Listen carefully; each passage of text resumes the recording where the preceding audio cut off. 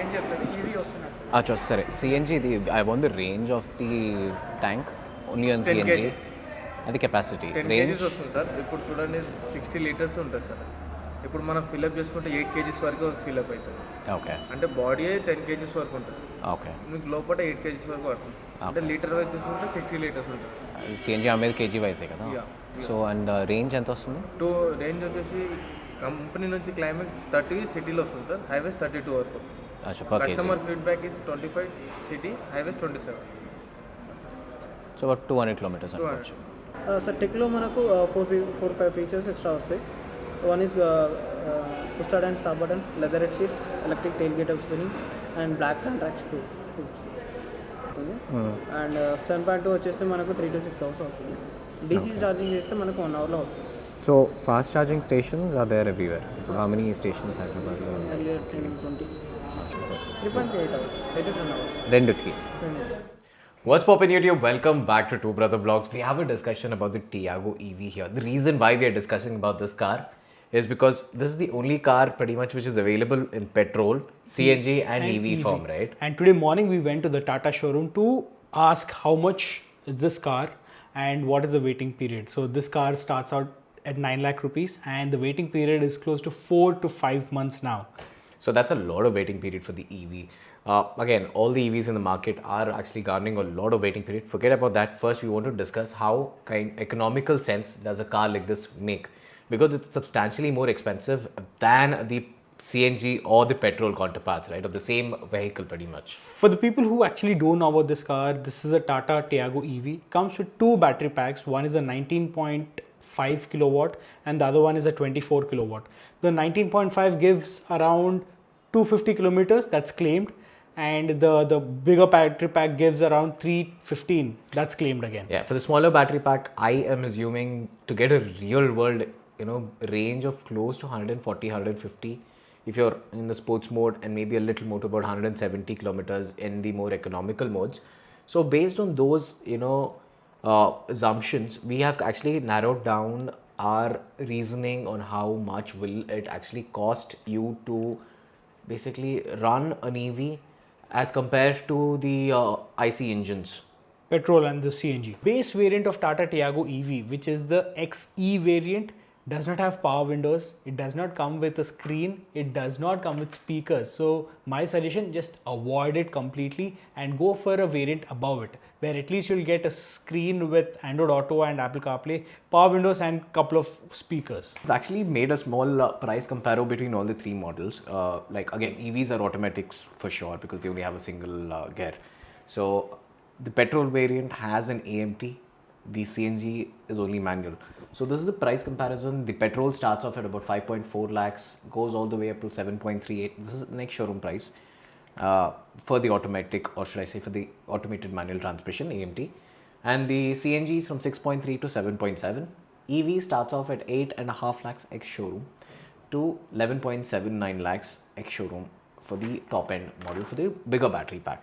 So this is the price comparison. So my question is, let's say the petrol base variant comes at 5.4 lakhs, and if you go and purchase the car, you will probably end up paying 7 lakhs approximately. Yes. And the EV you're paying only 30,000 rupees, 50,000 rupees more than the ex-showroom price, which is 9 lakhs. So there's a price gap of 2 lakh rupees here. Do you think that 2 lakh rupees is justifiable just to buy an EV car? So you can always fill the biggest question. Yeah, you can always fill petrol at any given point and go to your any destination and be hassle and tension free. Because again, that is where EVs are very limited. Again, this car realistic range 150. You're restricted to the city. Yes. With the infrastructure of charging still not that great in our country, we are still limited to the cities. Again, for those people who are looking for a secondary car, EVs make a very good sense. And the financial aspect of it, we'll actually have a look at it so that we can know how much will it cost for running an EV right now. So this is again the table of what we've come up with, the cost of running. Again, CNG tanks are very limited. They are about 9 to 10 kgs. Tanks are limited, the petrol or the CNG filling stations are limited, and there's a long queue even to fill out gas in the tank, right? But the advantage of a CNG vehicle is you can run on petrol. You can run straight on petrol without any problem. There's just a button which is in your cockpit, or should I say on your dashboard, where you just switch to petrol and you can run it. But there is disadvantage of CNG is you have zero boot space, right? Yes. You're limited to nothing in the boot basically for a small car like this. Realistic range for only CNG is close to 180 to 200 kilometers if you're again on very very relaxed on your pedal. That is what we get across. I know a little bit of CNG mileage because my cabs which I go for my office are all CNG, so that's the range they get. And petrol, this is a very frugal car, so it gives you good mileage. 23 is the claimed, realistic 20 odd or something. 18, 20, even on heavier pedal. Talking about the EV, we've taken a cost per unit is about approximately 10 rupees on the higher side.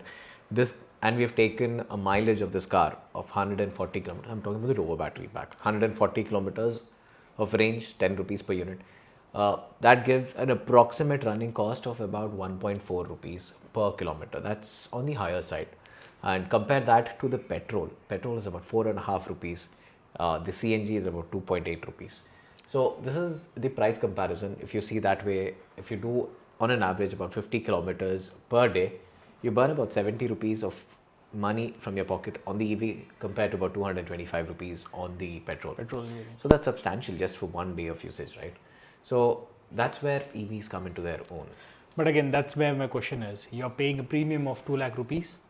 Exactly. And you'll always have the tension of whether you're running out of charge, range anxiety, which is called. That's a very big thing. Which because very you big are thing. limited to, it's not a very lot of range which you have in this car technically. True. So, if I want to sum up this video, this Tiago EV, which you're planning to buy or which you're shortlisting, will be a city dweller.